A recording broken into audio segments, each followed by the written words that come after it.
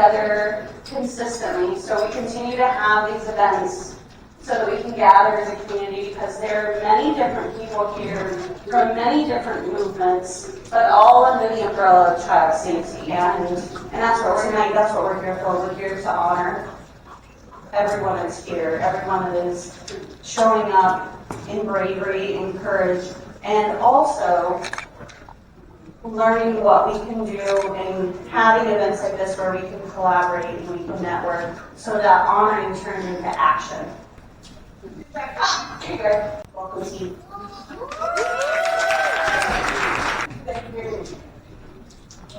Hey y'all, how y'all doing? I'm talking loud. As Eve said, my name is Tierra Porterhouse, aka T. Content creator, artist, poet, community builder, mental health advocate to the core. All right, so the first poem, well, the only poem that I'm going to read tonight is called Release. This was inspired by a poetry group. We usually do some inspiration in the rising, and there was a picture with a balloon, a deflated balloon, and it had ego. And I was like, all right, let me tap into my ego and see how this goes. So here we go. I clutched my pearls at the thought of somebody telling me how to live my life, how to be like no one knows I like I, and I know everything. I'm always right, and my identity must be protected at all times, and anyone that is not like me does not deserve to shine. I'm not complicated or sophisticated. Other people just need to agree to everything I say and everything I believe, because everything I believe is the truth. And don't you dare fight with me, because I will show my face. I am full of myself, unable to connect with others outside of me because I thought that they didn't love me because they didn't agree. I thought that they wanted to fight me because they questioned me. I thought everyone around me was my enemy, even the source that lives in me. I've been my own worst enemy, my own self-righteous entity. That's not even truly me, so full of myself, thinking I was protecting myself from pain, losing myself in identity. I'm more than just me, more than human. I am the expanse of eternal inside of me, and that is not separate from the life forms outside of me. I am we. I release. Thank you. There are some really raw stories that are shared here, and there's healing in being witnessed. And for some people, this is their first time sharing their story. And so that will bring up our next presenter of the night. This is mother and daughter, Shane, Kaya, 40 years young. Proud mother of 3 beautiful children, 16-year-old son, a strong and radiant 15-year-old daughter, who you will all hear from. Energetic 4-year-old, which, holy crap, that's a little boy too. What the heck, man? That's a lot of energy, especially at 40. Good job. Full-time community health worker, registered medical assistant at Elkhart City Health. And she's bringing with her over 20 years of experience in healthcare, serving a wide range of capacities. Dedication to her community goes far beyond the clinic. Respected voice throughout the city, sitting on multiple boards and councils, helping shape the various systems that impact families, children, and underserved communities. So that's a lot of words. And what it means is this mother that's about to get up here has seen the different parts of the systems. And she has the experience of feeling into all of those and seeing the holes in this and using her voice and her actions to start coming together and filling these holes. And she's a healer and a fighter and an advocate. having tough skin, keeping that soft heart, and serving their community. And so standing alongside Mother tonight is Kaya, and it's her, beautiful daughter, right? You should have seen Mother, it was really touching. She's a sophomore at Penn High School where she's thriving in the early college program and a rising star in track and field. Not just because of her leaps and bounds, but because of the grit and determination she has. This young woman has fought mental battles that even the strongest among us might not have survived. And Kaya's resilient. She's beautiful, and what makes her truly extraordinary is not just what you see on the outside, but the depth and the purity of her soul. A soul that radiates kindness, courage, and grace. She is a warrior, a role model, and she too, like her mother, is involved to share her story here tonight. So please welcome these beautiful ladies up to share their story. So for one, my boss just won $10 in a bet because he bet that I would cry before I finished my speech. Goddamn right. And I cried before I finished. See what I report? Anybody hiring? All right. Okay. And also, I don't do public speaking, so I'm glad I can't see any of y'all. And I won't tell the naked joke because I can't see them anyways. You got this. The question is why? Why did I join this project? I had to sit with that because the why is heavy, really heavy. 4 years ago, I walked into a children's mental hospital to pick up my then 11-year-old daughter. She was being discharged after an 8-day inpatient stay. And while it was a celebration to see her walk through those doors, it was also heartbreaking. Let me take you back. 10 days before that, she came home from school in tears as she told us she was having thoughts of hurting herself. We called her counselor, we made the decision, and we chose to admit her. That was the longest 8 days of our lives, but I'd do it all over again. While she was there, we learned things we needed to know, things we wish we didn't have to know. We learned what was truly going on inside of her. We learned how to help her cope.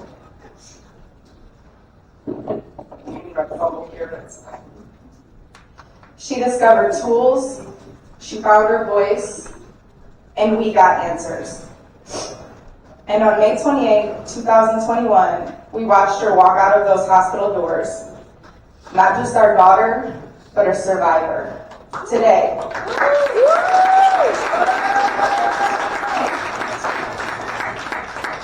Today, she lights up every room she walks into. She's the one who sees the lonely and sits beside them. The one who hears the silence and speaks life into it. She carries kindness like it's armor. She lifts others like she's been lifted. She is the reason I stand here, the reason I speak, the reason I fight. Because I am a mother who can say, I saved my child. And I stand here today, not just for her, but for the countless children who feel unseen, for the parents grasping for hope in the dark, for the ones who are still fighting. But more than that, I dream of a world where parents never have to make that call, where kids never feel that alone, where healing doesn't start in crisis. Whatever. But begins with understanding. We still stand, we will speak, and we will shout until the silence is broken and change becomes real.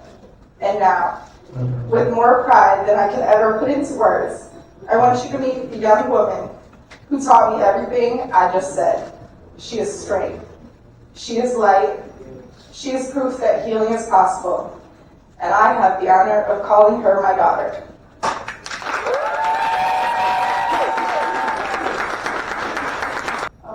They said I did it for attention, like my tears were deeper, like my scars were ink in a story I never wanted to write.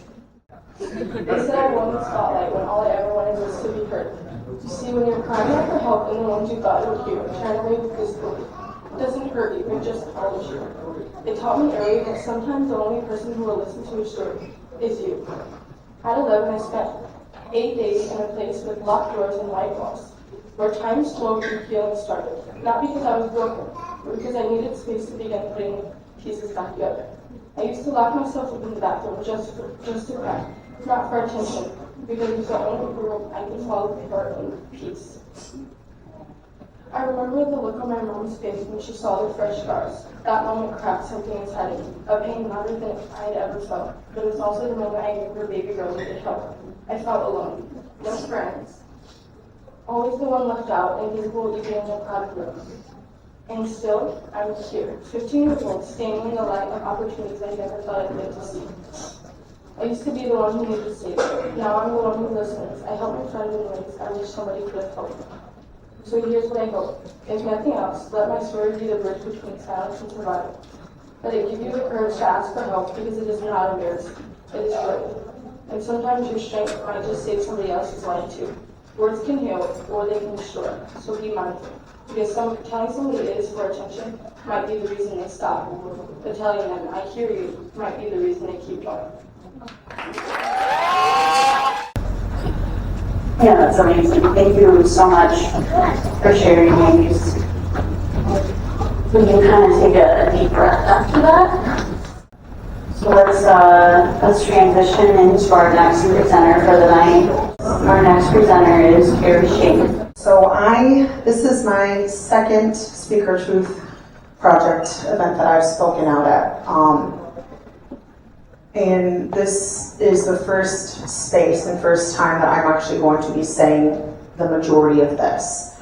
I have had a lot of silent struggles, and I've only told my mom, my boyfriend, and that's it, because I felt like, well, my coworkers, they're not going to view me the same if they knew my history, right? My other friends, they're going to think something's wrong with me if I tell them what actually happened. So I'm putting myself out there a little bit tonight, but this is one of those spaces where I feel like I'm safe and I'll be heard.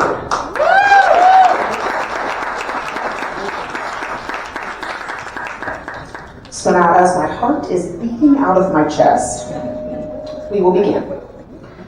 My name is Carrie Shank, and I'm a very proud public educator. In addition to that, I am one of the co-directors for the Elkhart County Coalition for Public Education, where I use that as a channel to fight for kids, every single child in Elkhart County.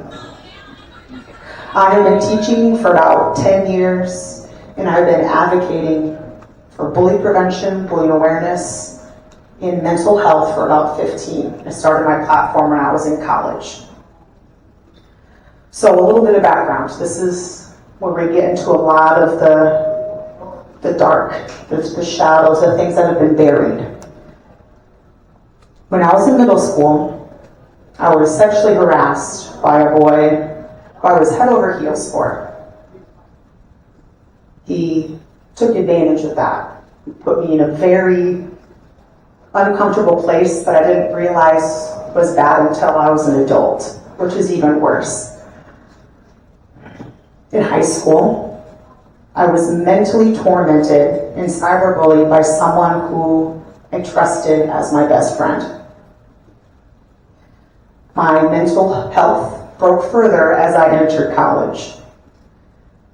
About my third year, I was admitted into a mental hospital for suicidal thoughts and intentions on my brother's birthday. That was hard, because those white walls, those closed doors, it shakes you. I was paralyzed with fear, anxiety, depression, and my lack of faith for humankind. I fought through the rest of my college, and I made myself extremely proud. Immediately after graduating, like any other early career educator, I wanted to change the world. Right? I wanted to go in the classroom and make waves and be this amazing person. I made it my purpose to create a safe space for every single student that entered my classroom, especially the ones who didn't fit in with the norm. I was one of those kids. I like to put on a face, like, oh yeah, no, I like these things too, but I really didn't, and I was hurt trying to force myself into this mold. So now being on the other side of the equation, I've gotten rid of those molds. I accept kids where they're at and I love them for it because I wanted to be that weird teacher that everyone felt comfortable with. My thing is if I set the weirdness here, and if they're here, then they're fine, they're good. Exactly. As students walked in and out of my classroom, I would save a special place in my heart for them. And I've kind of come up with this name, my forever students. So if I've ever taught a child, whether it be for a month, a year, 7 years, you will forever be my forever student. In March 2022, a new fear that I never thought was possible shattered my world. I lost one of my forever students. How could this even be possible? There are counselors, principals, other educators who should have done something. They should have seen the red flags. She was young and had so much more to give to this world. Instead of turning this shock into hatred and letting it fester, I turned it into fuel. Fuel to be the change that I wished I could see in this broken system. No more sitting and yelling at the TV screen or complaining and moaning and saying, well, they should just do this, this, and this. I am being that change. Our public schools are failing our children, which is our future as a community. With the recent budget cuts to education funding and resources, as an educator myself, I am drowning. Here are the facts. Public education and public educators are drowning in requirements put forth by the state. Exhaustion by having to work multiple jobs just to pay basic bills. Basic bills. We're talking full-time teachers, licensed professionals, having to work 2-3 jobs. And the stress of the unknown for the children that they teach and love and nurture every single day. We as professionals cannot do our job properly, and our job is to grow the whole child. Emotionally, mentally, and physically. Every child on this earth deserves this and so much more. So much more.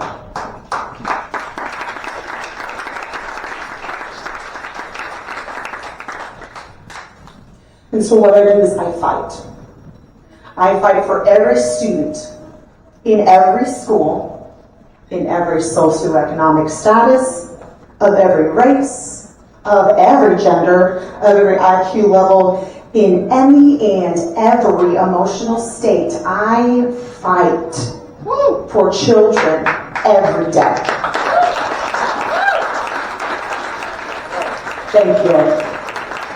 We're here tonight and we see that you're not alone, and this is just growing. And this is, if I can have the next speakers come up here, that'll be law enforcement. This is how I'm going to say this, and this might be a little bit. Other stuff is all true though. Yeah, so we're going to just kind of hear from law enforcement and their experience with child safety, right? Because that's how we're here. And so, as challenging as it can be, keep your ears open and tough skin, soft heart right now in this moment. Thanks, guys. Well, real quick to kind of comment on what she was talking about interacting with law enforcement, and I was explaining to him how I got in law enforcement by accident, and that's, yeah, it was not intentional. And how we grew up, grew up during the stop and frisk era and stuff, so that happened to me so many times, I can count, and different things. So I had a kind of a sour taste at times for police growing up. So when I ended up being sworn in as an officer, I'm like, what is even happening right now? But I was honored to, that they asked me to even do it. And I'm glad. It was one of the best decisions I ever made in my life, because I got to understand what goes on behind the scenes in the officers' lives. And also my wife too, she was there, she got to see me going through training, and I worked in the jail. So those guys, they work in patrol, and I called the jail the house. I stayed in the house, I didn't go to patrol. I wanted to stay close to the inmates, and before that, I worked at residential care for like a decade before I went to work in law enforcement for a decade. So while working with kids and seeing their mental health and things they was going through, interacting with teachers, I worked in alternative school, so I was kind of like the teacher's aide. So whenever a kid was having crisis, I was there to be able to help. And what I noticed with the two worlds coming together, that's why I was glad I was a person that worked in the jail as an officer, but also worked with the inmates doing their cognitive structure classes. Fancy word is just doing their classes, anger management, all those different things. So I got to see the transition from the kids I worked with, even when it came up to the adults in the system. And sometimes I work with the kids and their parents simultaneously in the system. So when you're looking at the phrase prison, like school to prison pipeline, which is a complex issue, one of the things I noticed, I'm gonna pick one aspect of that, like a trigger that lets you know what kind of puts a kid on the track to being in the system, is their grade scores. Like in the 3rd and 4th grade, if they don't do very well, then that's one of the indicators that they look for that determines if they will maybe be on track for the prison system. And once I learned that, I was like, that's interesting. And then when I got into the adult side of things, I noticed a lot of the people that was incarcerated never finished school. So I'm like a 5-year-old, I ask why all the time. Like, whatever it is, I'm asking why at least 5 times minimum. Why? Because it is. Why? Just because I like to know. I mean, it's good when you're looking at data, you're seeing the outcomes, but you're not really seeing what led up to that. So as a facilitator, as I began to work with the adults, I noticed that their learning style wasn't conducive to school. And school as we know now. And me included, man. I'm a visual learner. I'm a kinetic learner. So I'm in class like, what? Adrian, did you hear? No, I didn't hear none of that. Not at all. So my grades was interesting, but I graduated. So back to the kids level. So that's what I'm saying. What I noticed is always a communication issue we will have. Even I'm a crisis intervention team coordinator too, also for law enforcement. So what I try to communicate and bring it all together with everyone is that when a kid is in crisis, what I notice is that, and what I try to teach, whether it's teachers or corporate or whoever, is that they're communicating something to you with the behavior that they don't know how to put in words. So the thing is, the technique I will teach is called observe and not absorb. So you just watch the behavior and don't take it personal. You just look at it and it's like, what are they doing? I noticed when this happened or this said or when I worked at the school, when there's math class, I noticed they act out. So I would just watch them. And then sometimes they may attack me a little bit. And I'm a nice size guy, and I just watch them. Are you good? All right, let's go talk. What's the matter? Because I know you're frustrated, so let's see if we can come up with the words.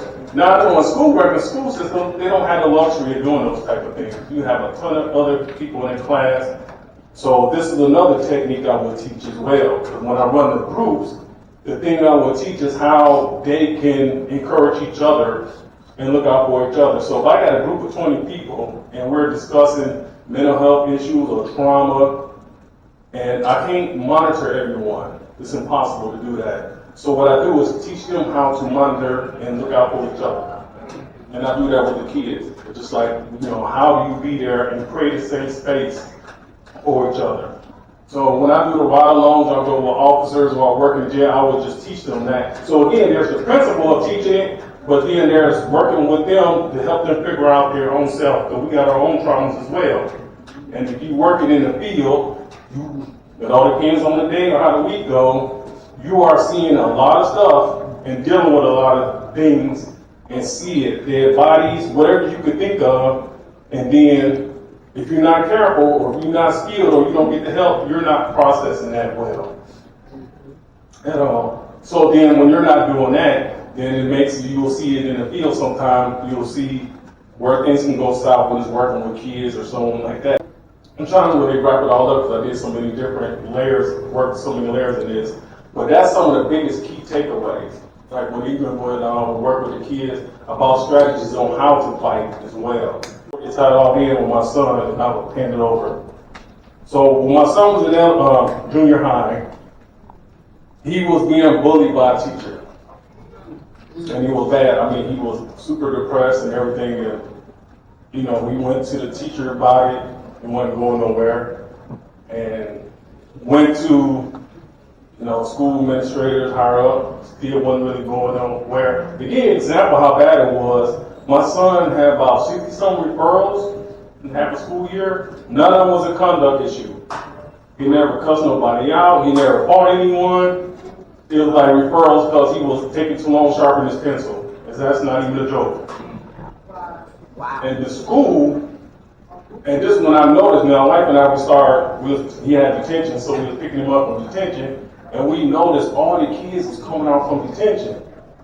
And we was like, what in the world is going on? So I noticed immediately, it's like, this is a power struggle issue that's going on in the school. And I mentioned that to the administrators. It's like, if your kid is like the line for detention, you gotta wait because it's booked up. The kids have to wait weeks to even get into detention. Wow. That's not a kid's problem. That's staff. Period. No way you gotta book detention like that. It's ridiculous. And again, I work with children that had issues and we never had detention like that, not even close. So once I wrote down everything I had to talk to and who I had to talk to, and I sat down and I gave them teaching moments and I talked to them.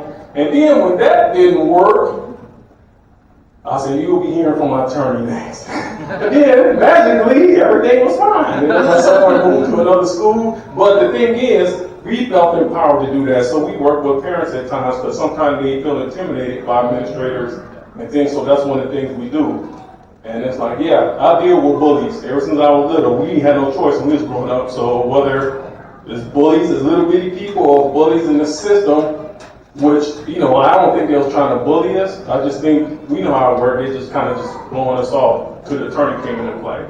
But I encourage you, with encouraging words, like, learn all you can about trauma-informed care, as much as you can. When I teach the parenting class with the dads, I teach them about that, learning. Learn everything you can about mental health, trauma-informed care, not only for yourself, but for your children. Because you can't rely heavily on the school system at all. Like, the more you know, the better off you is. So everything my son went through, if it wasn't for the fact that me and my wife was versed in what we was versed in, it could have turned out a lot different. Well, with that happening, I'm going to go ahead and switch it over to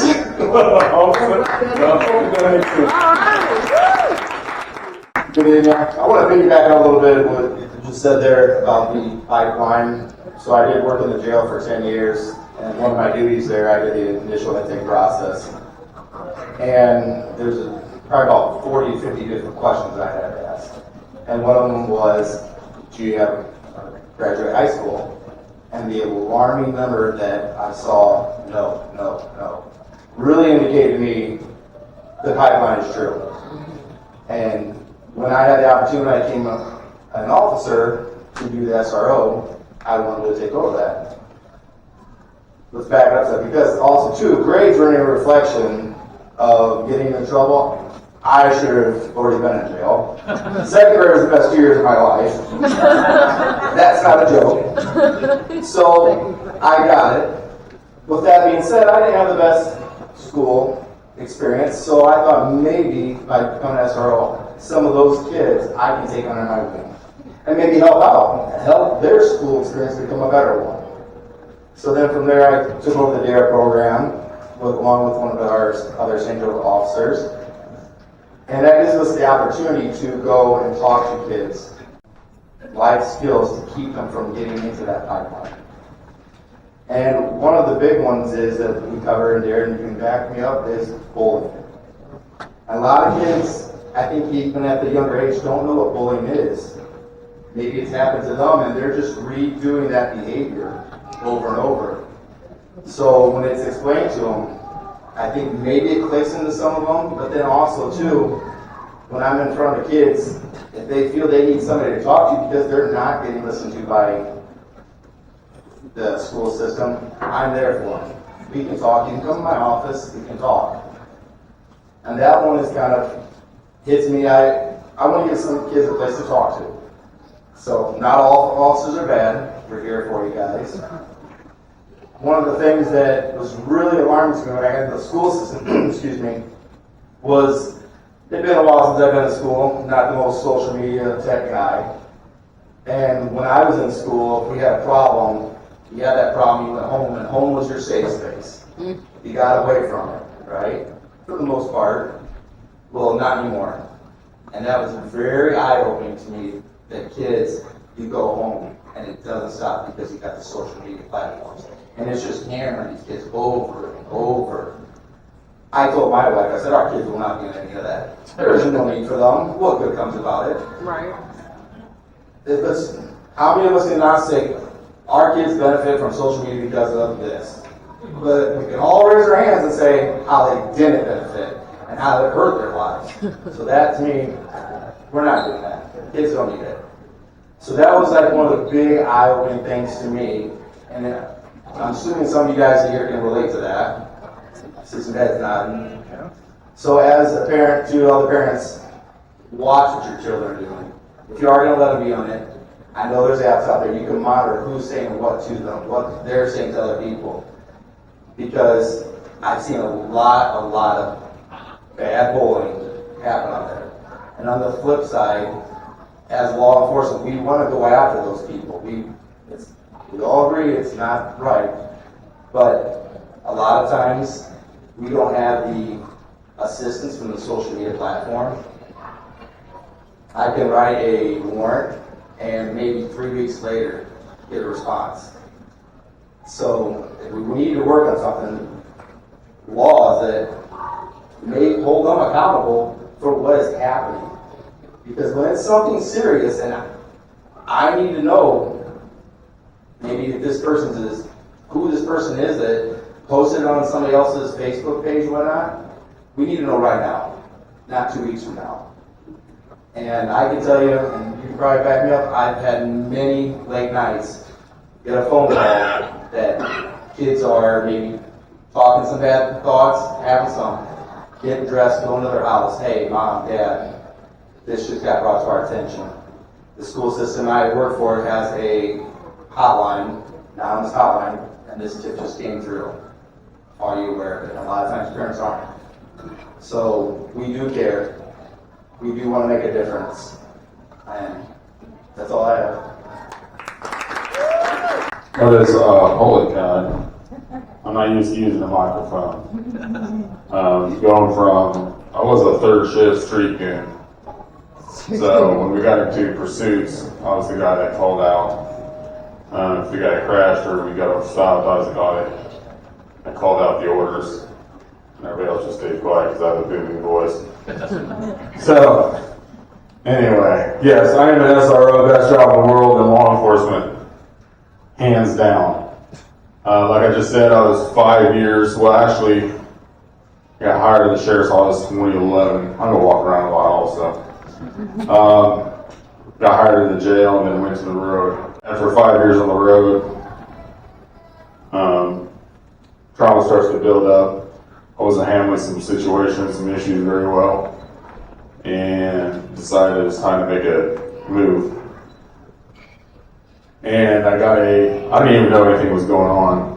Our chief deputy, unbeknownst to me, was working at it's called an MOU, so a Memorandum of Understanding with the school corporation.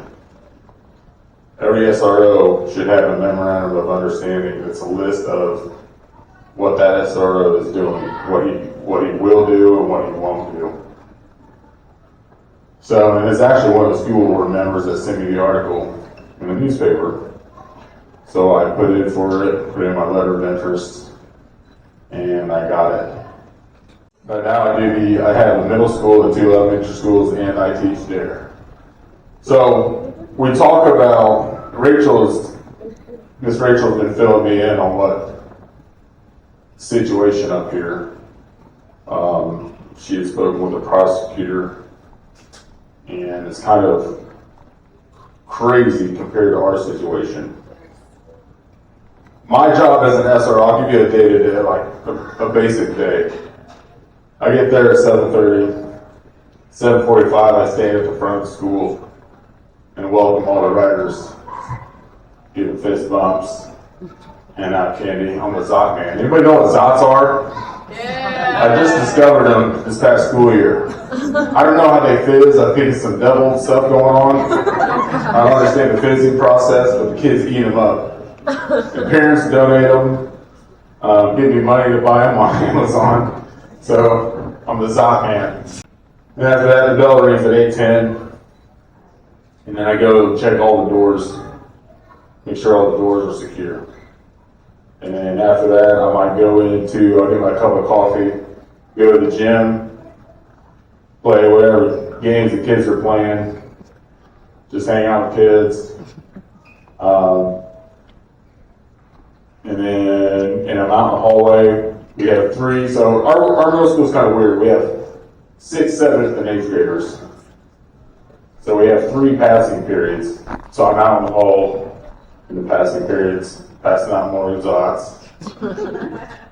And generally, I razz kids too. And it's just a good time. And then in the fall, I teach there, so Tuesdays and Wednesdays, I'm out of the middle school most of the day. That 3:20 bell rings, and I'm back out the front of the school, kind of hanging out as the kids get picked up by their parents. And that's it. That's a normal day. A busy day would be when my little buddy decides to run out of class, and he doesn't run into my office like he normally does. And one day we had to go look for him, we had to rewind the video, and he actually went and climbed inside his locker. So, I had to go get him. Some days he's docile and just doesn't want to be in class, and some days he's combative. And that's when we go, and I will bear hug him, and we will just sit there. I'll sit there on the floor, and we're both in a fog sweat, and I'll let him go. And next thing you know, we're talking about Legos, or Play-Doh, or slime, or something. That's my little buddy. What doesn't happen is I don't take him to jail because he acts out of class, or he throws a chair. He's thrown a chair before.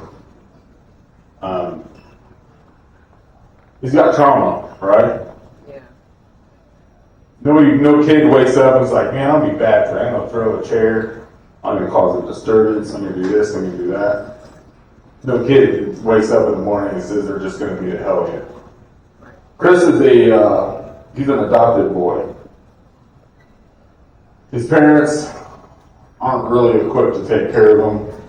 I think they were at the beginning when they first got him.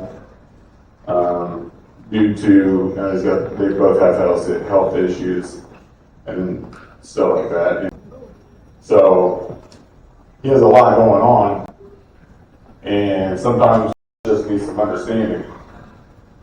He just needs that bear hug, tell him that he's safe, and then I let him go, and then it's time to talk about Legos. juvenile system, you think we're just an hour south, like not even an hour south of here. It's a lot different from what I'm hearing from Rachel. Part of the memorandum of understanding is I don't get involved in stuff that's not a criminal matter. I don't even know that the principal or the vice principal found a vape until he gives it to me, and I lock it in my box. I don't even get involved in vaping. I'm not involved in any school discipline. I don't hand out school discipline. I don't enforce school policies. Anything having to do with that. My main purpose is the safety of the school and creating bonds with kids. I don't pull kids out of class. I have gone into the classroom when everybody else is cleared out and the kid is having a breakdown. I happened to be at one of the elementary schools one day, and the kid was having a breakdown, and he was throwing stuff. And the teacher got all the kids out of the classroom, and I went in and did the bear hug works pretty well. And we sat on the floor for a while until he was fine. He'd go to jail for, I don't know, probably could for criminal mischief because he broke a bunch of stuff. No, I don't understand taking the kids to jail. I've taken kids.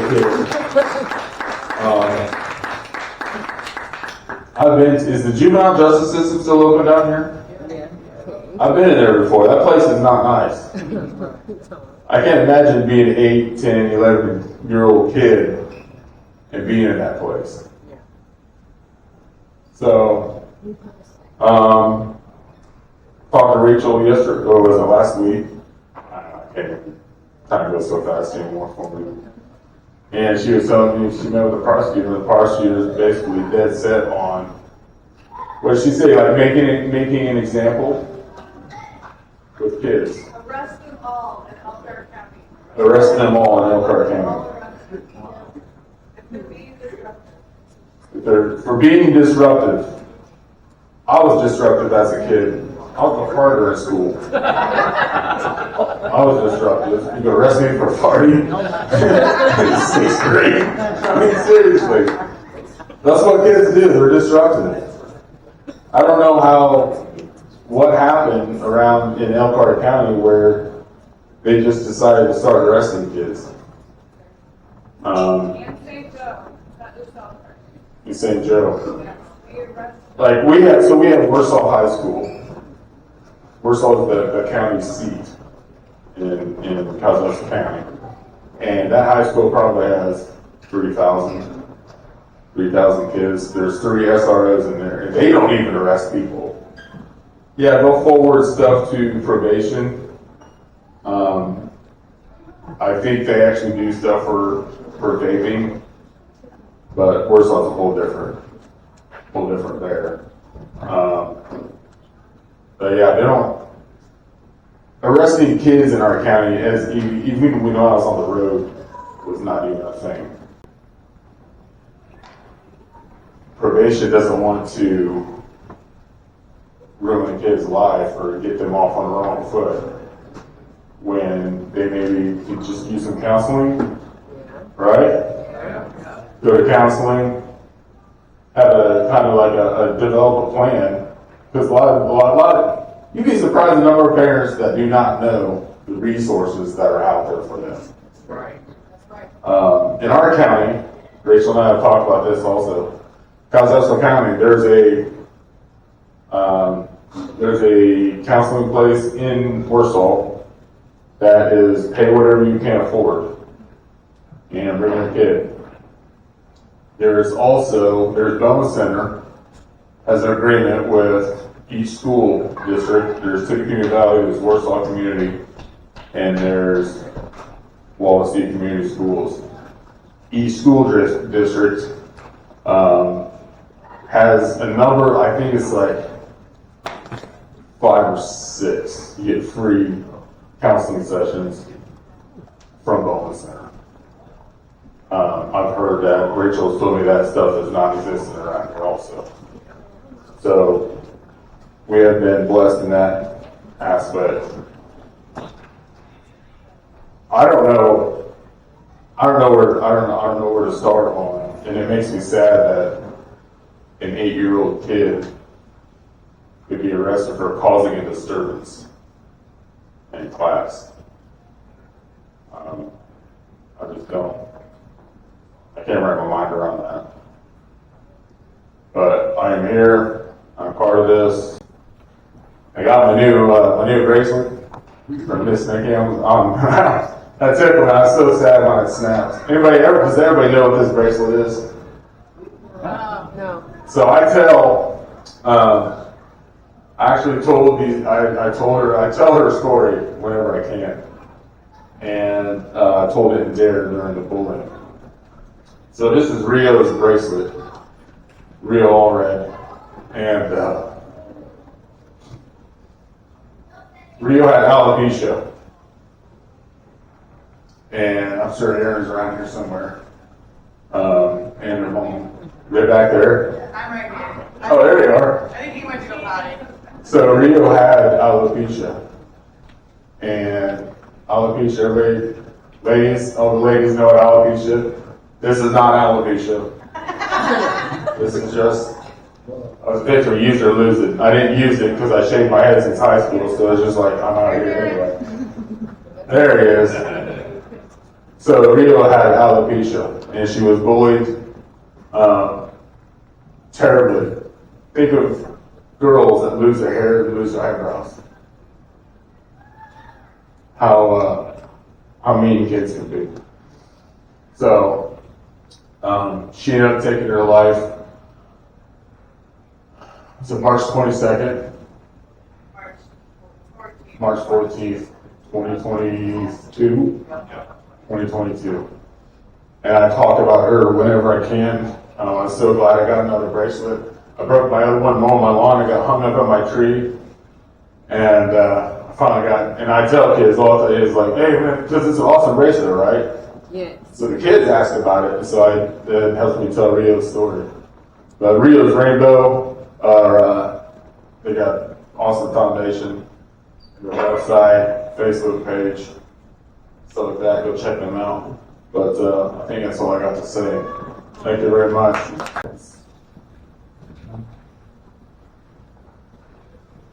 Pleasure being on her. This is another mother that has lost her child. Her 15-year-old son unrolled on this day, July 12th, 8 years ago while visiting family in Indianapolis. She's here to share her story with us. We honor Azul's memory and we uplift Keisha and her courage and dedicated commitment for advocating for systemic change that our children need desperately. She's a mother of 5 and a neighborhood mom to many. She's a certified peer support professional, a certified addiction peer recovery coach, as well as a passionate advocate for mental health and ending senseless gun violence. She is a co-founder of Connect to Be the Change, an organization dedicated to creating positive change in our communities. She works at Oakland as a peer support professional, and she serves as a trainer for professional development. With 7 years of frontline experience in crisis intervention, Takesha has been deeply involved in supporting individuals facing mental health challenges and distress, and she works tirelessly to support this. So as she walks up here and gets ready to share with us tonight, know that this is a mother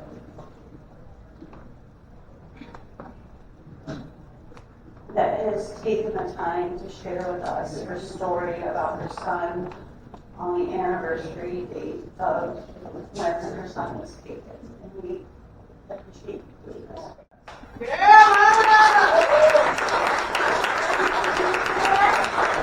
Thank you. Thank you. So as she said, I am a mother of 5. I am an advocate for mental health youth. On July 12th, 2017, my son succumbed to being shot over 20 times with 3 different guns because some guys thought he was someone else. And that is the day that my mental health went haywire. I have something that came to mind when coming here to speak about child safety and mental health, and I'm very, we're here now, and I'm really real, and I'm very raw. So what I'm gonna say, but just hear me out. I failed to keep my child safe because of systems that failed to keep our children from learning about their mental health and responding in ways that are effective and supportive. And to me, that is a big statement. I'm not saying that I failed as a mother, because that was not his fault. He wasn't in a game there. He wasn't doing stuff there. We were just visiting. But those young men that shot my son, the way that they learned how to deal with whatever they were dealing with was violently. They grew up violently. And we do not grow up in spaces, as we're growing, we're not growing up wanting to be like this. We are groomed, we're programmed to be this way. And that is the God knows truth. My truth anyway. And so I didn't have the tools to teach my kids how to emotionally be stable or how to deal with the action behind your emotions. That was not talked about in our home. It wasn't talked about in my mother's home. It wasn't talked about in her mother's home. We come from a line of violence. I mean, and it just is what it is. So now we're trying to crawl out of it. And the violence that bullies, they're bullies because something is happening at home. Something is happening outside of home somewhere. And they're not being taught how to deal with their emotions in a way that's not violent. I was taught if somebody is coming at you, my mom told me if somebody hits you, you hit them back. And then I go to therapy, and I don't know, a light just rang off. And my therapist is a white lady. And she said, well, I told my kids to tell. I said, see, girl, I told mine to beat them. But I was like, you know what? That was another perspective. And that was something else that was missing from our lives, is a different perspective. And instead of listening to people to understand where they're coming from, we all bleed. You don't know what you're talking about. You don't come from where I come from. You may not come from where I come from, but if you ain't lost a child, or if you didn't go through violence all your life, I actually want to hear how you grow up. How did that work for you? I want to know. Why? Because then I can start raising my grandchildren different. I can help my kids to raise their children different from the way we were raised, to stop the cycle of violence and to help them be aware of their mental health. So yes, it does start at home, but if home is not educated about what is going on out here or how to do it, he said that he's a kinesthetic learner. I am too. I need to be hands-on. If you can't come and show me and be open with explaining to me what you mean, because the language that I speak is different. We could be talking about prevention and you think, well, she's talking about intervention. No, I'm talking about preventing someone that has committed a crime, preventing them from committing another. That's my prevention. But some people, you say that's intervention. So let's communicate and understand each other. Yes. And this is where, with Connectivity to Change and how that came about, we turned our pain into purpose. And instead of, we could walk around here and mope and grieve and cry, and we can do that. I mean, and what she saying, can't nobody do nothing about it. But I'd rather turn my pain into purpose. I have, right now, it's about 15 young men at my house. We're having a barbecue. I know where they at. They ain't doing nothing. They're angry. But I know what I can do. You can't do what I can do. I know you can't. Sit right here. You can't do what I can do. But I have these young men sitting here and we talk. I give them a space to feel safe, to say how you feel and not judge. If we can all start doing that for our young people, I work on a youth mobile crisis team. So I go to JDC in Elkhart, and we really don't do too much at JJC here. But I'm working with these little kids as well. As he said, they'll take them to jail for being disruptive. But when I step in, what's going on? What's wrong? Like, and they look like, what? No, And a lot of times I have to stop a parent from talking. Ma'am, I just want to hear what the kid has to say right now. And sometimes a parent will feel a kind of way about that. But when that kid see me advocating for them, I'm here to advocate for you. I'm here for you. I want to hear what you have to say. Matter of fact, let's walk away from mom and let's talk. And they open up. That's what a lot of our kids are needing. It is so many kids that are passing away and dying to bullying and gun violence because people just won't listen to people because you're afraid of what they look like. So I am here on the anniversary of my son's death, and we are about to go to the cemetery. But I am absolutely an advocate for kids' safety, and I am honored that you guys asked me to be a part of this. I will stay connected, and I hope everyone in this room does, and bring someone else with you. Yeah. Thank you. Yeah, but I'm so excited. He's gonna just, I don't know, he's fun. Like, you kind of have to be a DJ. You can't really be boring, right? Yeah, so I'm pretty sure Rachel wrote this. She called you a badass. Oh yeah, that was Rachel. Oh, it's definitely Rachel, yeah. Raw's talent from the Midwest. Host and traveling concert DJ setting unmatched vibes. Yeah. You guys, that's like not vibe-ish. I'm like, woo! Right? That's okay. He laughs a lot. It's kind of fun to make him laugh. Certified grind is also a Marine Corps vet and a public speaker certified to deal with minors with cognitive and behavioral problems. So please Kevin for Pete. Okay. I'm gonna be real brief because I got something for y'all today. Give y'all a brief background on me. I'm a DJ certified grind.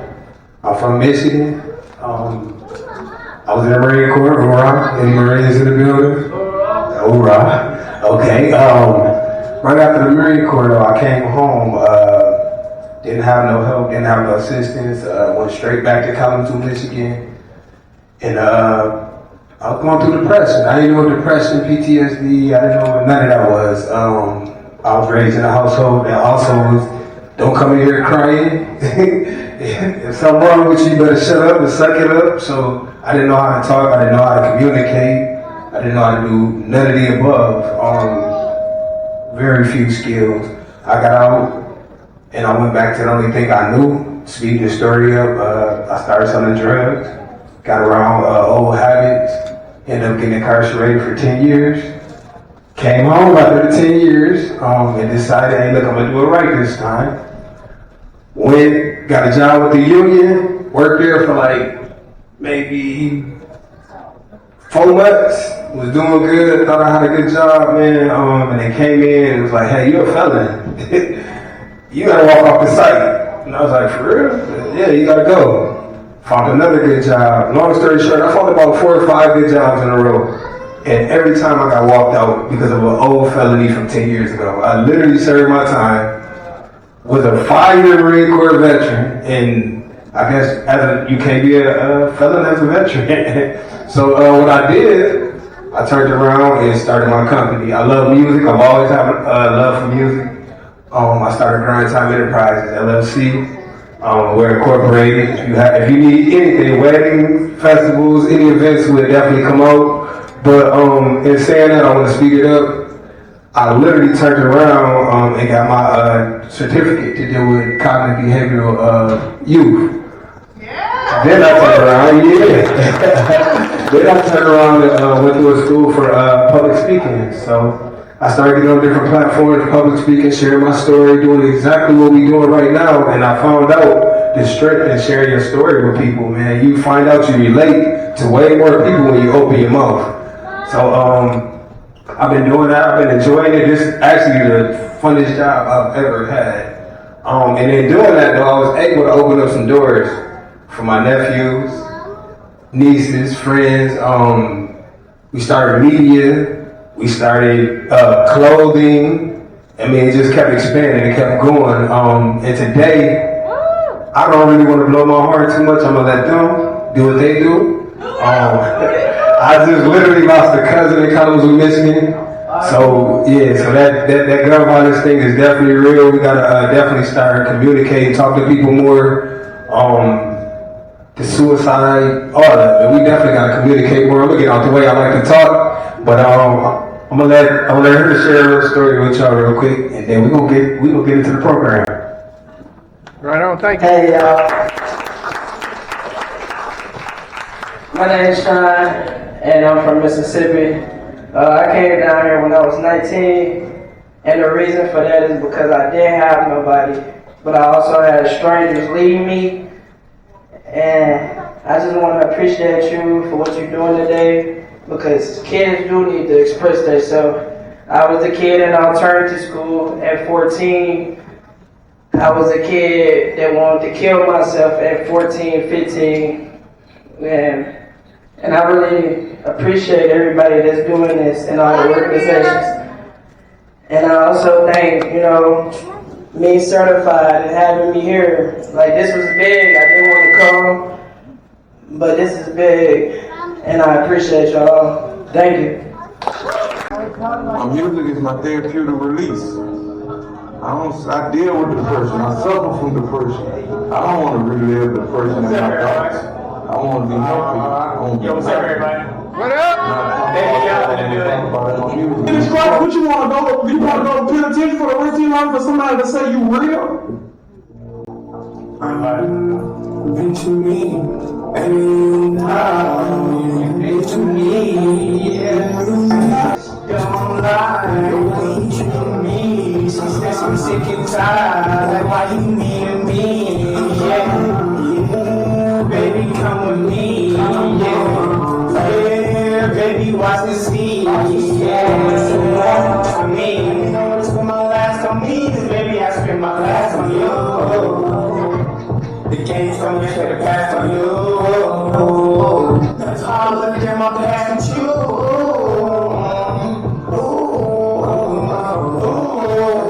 It hurts, no. So I'm trying to look at my past now. There we go, yeah.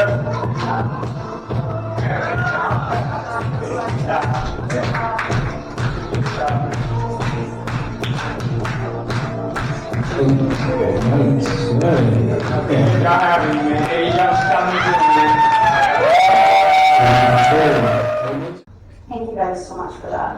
Listening. Sorry. Right.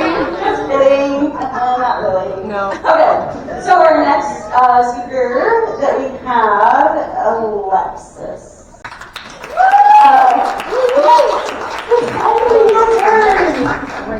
I 6 years of frontline experience as a technician, witnessing clients' daily realities and the blind spots in the residential systems, a survivor of childhood adversity who now uses her passion and survivor forged insight. I like that. And insight to always make sure the unheard have a voice. So yet again, each speaker that we've heard, that alchemy is coming in. How are we taking this pain and how are we alchemizing it into wisdom and action? So that's what we're looking at. Thank you so much. Alright, to kind of like start off with my backstory, my mom was a DCS worker and social worker. As I was a child, growing up in that home was honestly horrific. Going through every single abuse you could imagine. And the one person who knew everything that they should do, doing absolutely none of that, and actually using it to silence me and my siblings and have us not get the help that we needed. So that kind of put me into the position where I am now, where I just want to do that for other people. And within that, I've seen just the systemic abuse of just the horrificness of the systems that are supposed to help.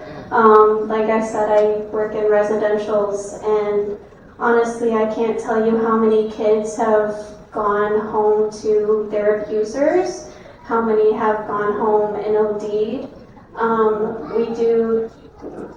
I like to think we do the best we can in the moment, but when we're not changing anything about the environment in the long run, it's not doing any good.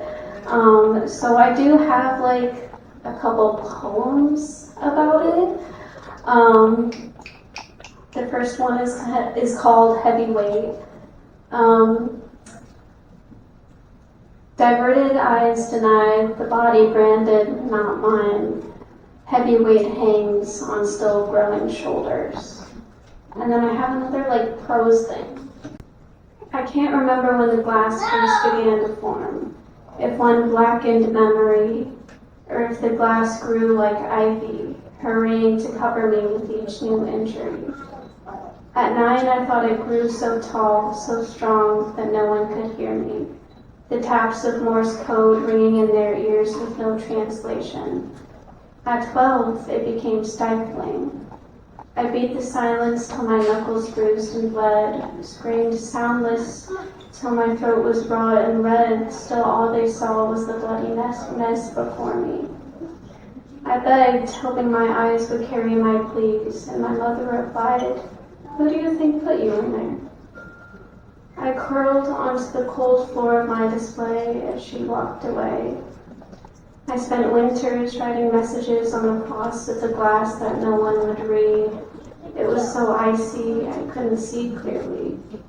I tried to look out, and I was the only one staring back at me.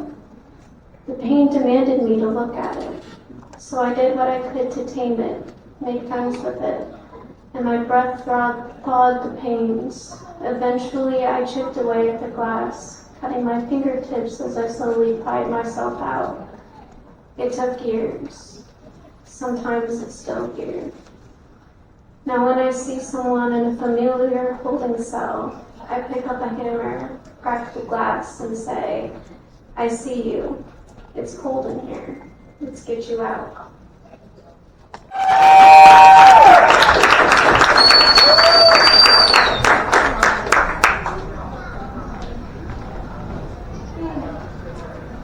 Yeah, it's heavy, right? So the next speaker we have is Emily. And she has her BA. Woo! Woo! In psychology. I'm just seeing if like if I pause, if you guys like clap or maybe like that's in psychology and youth leadership development, and is a passionate human rights activist who aspires to use her writing and voice to bring about change. She currently spends her time working in a library serving the community. Hi. I guess I have to do an introduction to test the sound of the mic. I want to dedicate this to the thinkers in the room, the people working within systems that are already broken, trying to see what is already good and what needs change, right? And may you continue to deconstruct, reconstruct, imagine, and question. Woo! I'm shrieking. It's a scratched record like the music I've played on my arms time and time again. The metronome clicks no different than the clock ticks, infinity is fixed. It's the discounted merchandise at a store no one frequents. Defaced artistry one's life was once devoted to, content and creation equally undesired in a monopoly where I never made the cut. All I do is think, Rockefeller. Can you hear it? My life's work is to haunt you in your gold-encrusted chariot. I will not mistake mass manipulation for success. Not the act of getting undressed in a shameless world of unrest where the rich turn their Botox away from the distressed. And the least of these are the only ones who count themselves blessed. I'm not obsessed. I am devoted to unearthing an earth I never would have chosen. No one asked my opinion on abortion. There is no consent to being woven. I was birthed into my plea for non-existence. Conception did not ask my permission. Perhaps the sin was in their labor, not their plan B. Was this your planning? I wish life never happened to me. Some people look at me like I'm broken and maybe I've cracked. Even a coconut must split in half for an $8 dairy-free latte, rarely decaf to be made whole, unlike the milk you control. But no one bought my cow, and I will never be free of the demonic entities you left inside me. Can't you see? Wasteland expands beyond me. I see my discarded self pressed against my chest, begging me to give her rest. There is no heavenly place in which all of humanity may reside. We must fraction ourselves to even allow ourselves to bask in the peace we seek to find. But abandonment of your cohesion won't make you complete. There's a part of myself I've left alone to deplete in a landscape buried so deep. I only visit in my sleep, where I shriek. I shriek. It plays on repeat, and even I struggle to hear me. Maybe it's Rockefeller doing the haunting. Another dreaded dusk and the metronome strikes midnight. I'm still not taken by slumber. I'm afraid of her, and my manic thoughts wander. What is delusional about deconstructing reality? I was born into a narrative not written by me. I won't take your work of piece together existence as my unchallenged truth. Why are these sheep so comfortable to put their faith in you? Is it something you knew? A message lost in translation, a dying doctrine no longer pursued, and what I thought to be REM, an image suggested I am a shaman. But I am as indigenous as I am common. Who will protect my soul when my casing demands to be controlled? But they see the fabric of my skin, and my own ancestry bargained to breed hostility. We slaughtered our differences on an altar. What condition is that to pray? We shut them out, and our lot to pay is we may never be let in. I am curious.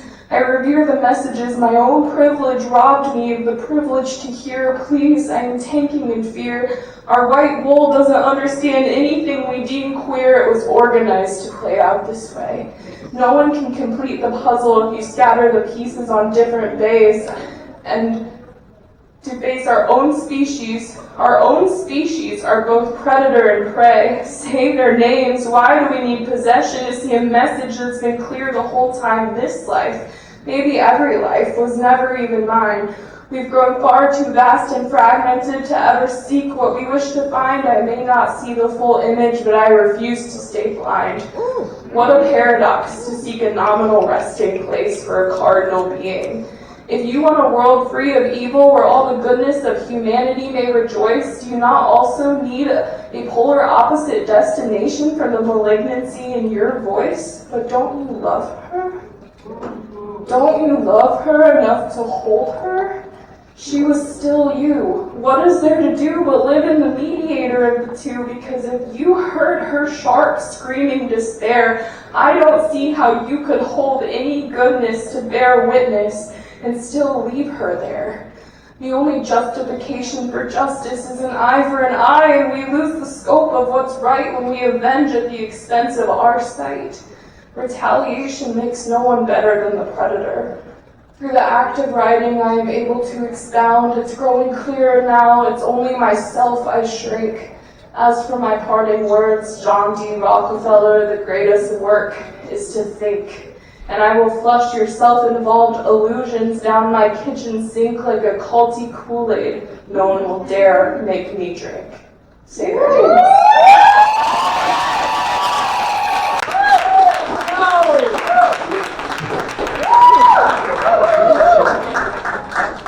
Holy, that was amazing. Okay, so now we have the queen of all this. Whatever, she's just shake her head. No, that was a person that I don't even remember how we met. She's the queen. Yeah.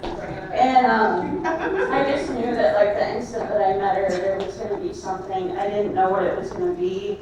I have deep gratitude for this woman and for her vision and for her ability to bring people together, for doors that she's opened, for my daughter, because I was getting nowhere. And I know that is so many people's story here, is when they met Rachel, a door open. Opens the window, right? Something, there's hope, there's hope. And that is how I would describe this woman, is she's a hope healer.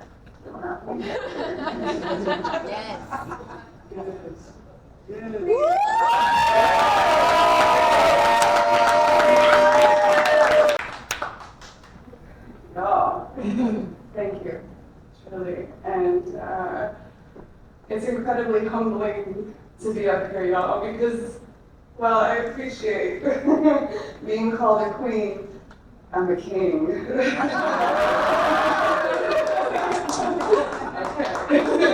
But we all are friends. Truly, this takes a community to do this. Every single person here has made this happen time and time again, and it's our hearts and our truth that help us return.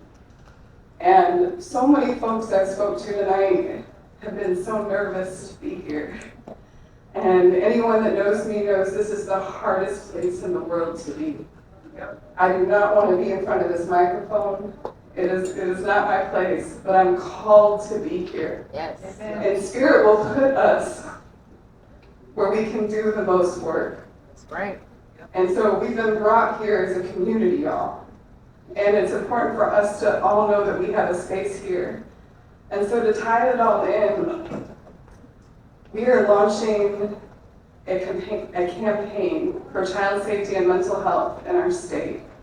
And the reason for that is because through our advocacy, we've learned, it was actually communicated recently during this last session from a local legislator here in St. Joe County, that only 25% of our legislators in the state of Indiana care about child safety. That's powerful, y'all. And this came from a legislator who's worked for the Family and Children's Division for the state for over a decade. And so this is his lived experience as a legislator in our state.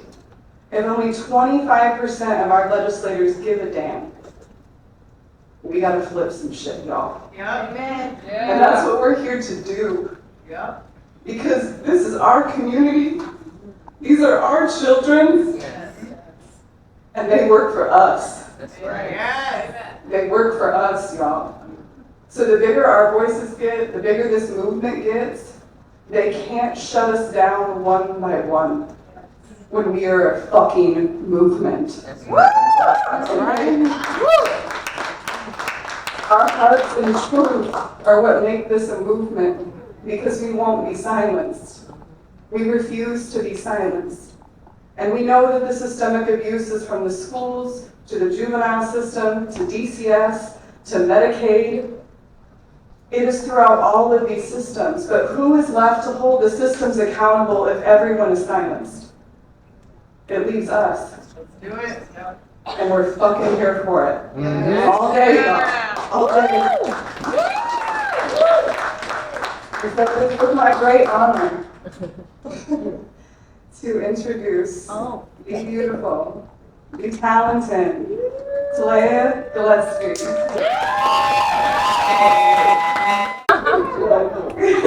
Talia is an Indiana actress, a singer, a songwriter who continues to share her talent to honor children in our community.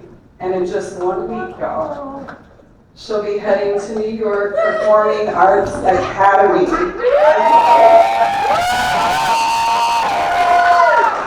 And this is her mother over here. You gotta give it up for the mother. All right, y'all, give it up for Talia as she performs Stand Up. Yes. Get it, queen.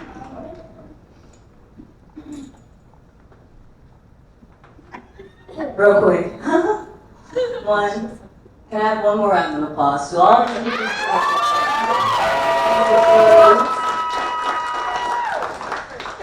And then I'll discuss real quick how grateful I am for my mother. Because growing up with our family, I saw her struggles, And growing up now, I realize that there are some that I have taken on that I'm not very proud of. But the thing I'm most proud of is the fact that she also learned from it, and she goes to therapy, and she helps herself so that she's better at raising my 2 younger sisters. And sometimes it does make me mad that I couldn't get that treatment. But there are steps that we have to take. So please listen, and quick shit, don't drink coffee when you know you're gonna sing.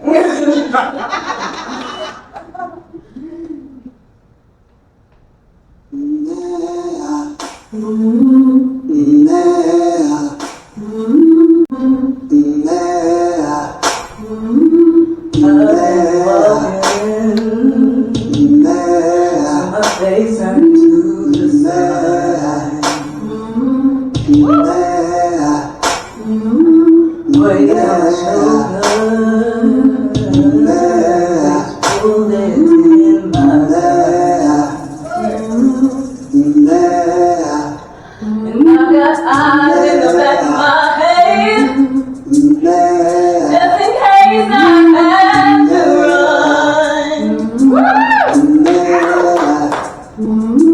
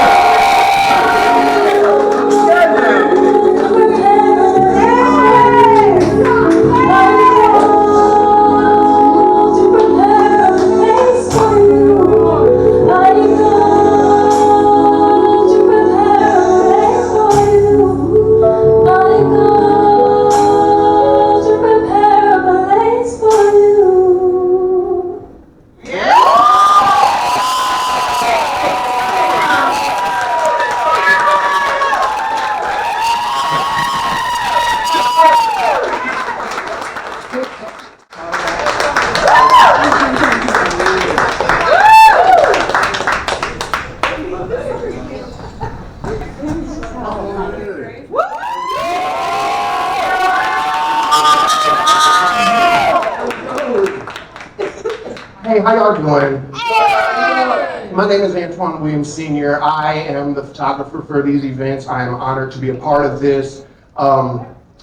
It has been on my, just hearing all of this and these stories that I do theater, so I'm the theater guy. So usually you'll see me doing a monologue or something like that. After my niece just very inspirationally sang that song, it just made me think of the words to another song that applies a lot to what we do here at this organization, and specifically this. In the show called Ragtime, there is a song called Make Them Hear You. And I'd like to recite the words for the song. I'm not going to sing it. Oh, okay, we're ready. But I think the words resonate enough, and they really mean something for specifically what we're here for tonight. It says, go out and tell our story. Let it echo far and wide. Make them hear you.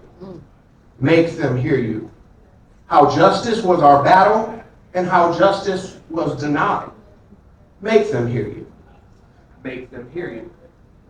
And say to those who blame us for the way we chose to fight that sometimes there are battles that are more than black and white. And I could not put down my sword when justice was my right. Make them hear you. Make them hear you.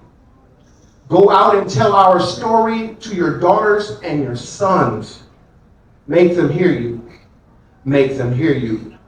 And tell them in our struggles, we were not the only ones. Make them hear you. Make them hear you. Your sword can be a sermon or the power of the pen. Teach every child to raise their voice, and then, my brothers, then will justice be demanded by 10 million righteous men. We'll make them hear you, and when they hear you, I'll be near you again. All right.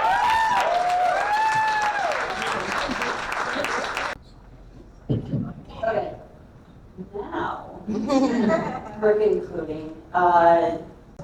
Go over, visit the table, the Speak the Truth table. See how you can get involved. Maybe you already have ideas of how you can get involved. Allow an event like this to be a launching point for you to turn that pain into a purpose. To be that bridge, to find that alchemy, that fine line, and cross over into it. And again, know that you don't have to be perfect at it, you just have to be consistent. There's a huge difference. I want to thank LangLab one more time.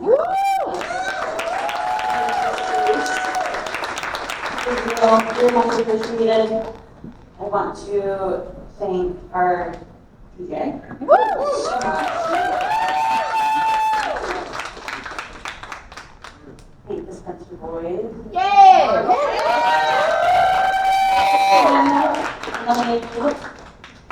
And then, as always, thanking Rio's Rainbow for sponsoring this event and continuing to bring awareness where awareness is desperately needed.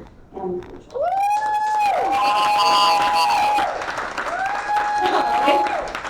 when, you're mingling amongst yourselves, doing whatever you're doing, go mingle over to those tables and see what the vendors have for us, because it's a beautiful thing that we do when we come to the community in spaces like this. And thank you for the inspiration of bravery that we all needed tonight. So thank you so much. Have a good night.